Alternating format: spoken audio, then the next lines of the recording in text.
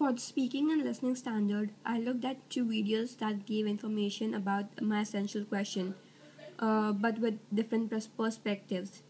Uh, my videos were about Charles II and women during the Restoration period. These videos talked about how men and women wanted the same thing, and that was about sex. Charles too, in his time, was re-established, and one of the first few changes he made when he returned from exile was to allow women to participate in theater. This gave women a chance to step out and show the world what they have got, but this led to them taking immoral decisions made from the influence of men. Charles too was one of the men who influenced these actresses to become his mistress. More than his good work, Charles II is known for having 11 illegitimate children. This speaks for itself that the reason behind Charles II allowing women to act was for his own purposes. He didn't want anything to do with them, he just wanted to have some fun. Uh, Due to allowing these women uh, act in theater, a lot of young boys lost their jobs because they were the ones who acted out the roles of women in theater before. Um, these young boys included servants, apprentices, and artisans. Um, they weren't happy with what happened, and so they came out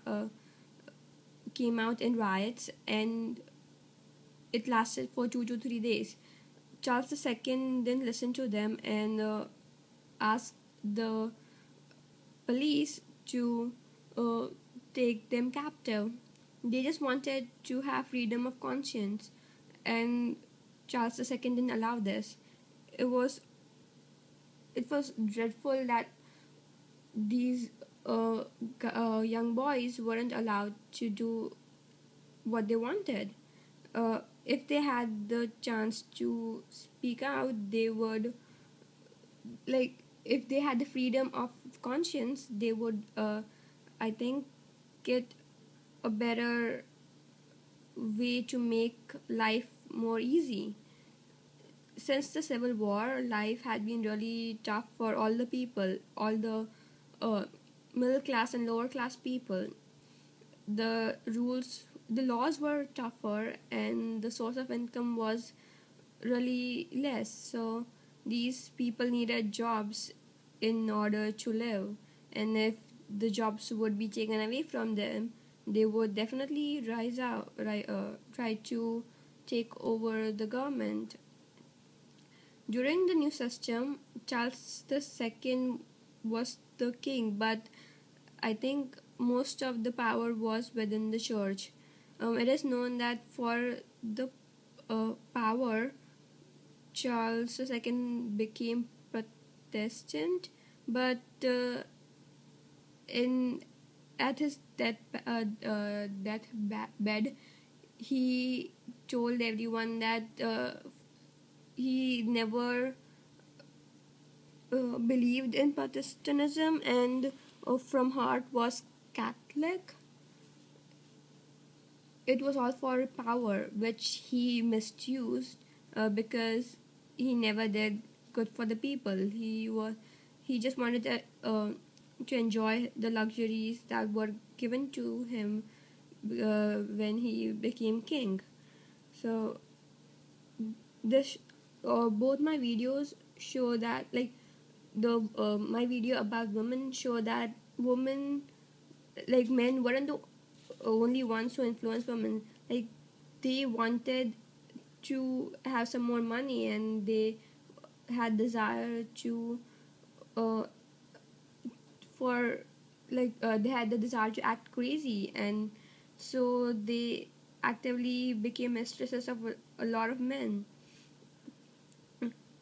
Only a few of the women stayed good, and they used their newfound freedom to do good for other people. They motivated other women to uh, to take independence from all the other people who didn't believe in them. Those few women made other girls come out, and that was the good part about society. Like, there, it's always about good versus evil, and the good always wins. Eventually, the restoration period also ended, and that made way for capitalism and mercantilism, which made British to be possible what it is today.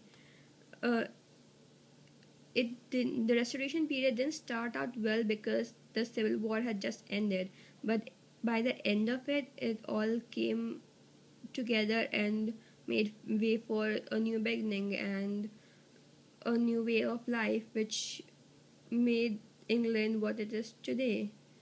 It is one of the countries that people look up to when it comes to power, and it was all because of capitalism, which came when the restoration period ended.